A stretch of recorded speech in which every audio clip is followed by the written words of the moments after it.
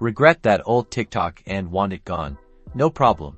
I'll show you how to delete those cringeworthy creations in seconds. First, open the TikTok app and navigate to your profile by tapping the profile icon in the bottom right corner. Now, find the video you want to say goodbye to.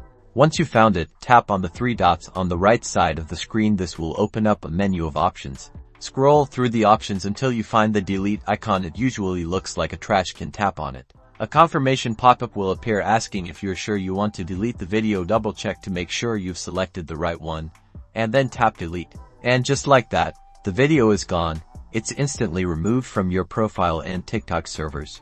Remember, once you delete a TikTok video, it's permanently gone, so be absolutely sure before hitting that delete button. So, to recap, go to your profile, select the video, tap the three dots, then tap delete. It's that easy to take control of your TikTok content. If you found this helpful, be sure to like and subscribe for more TikTok tips and tricks.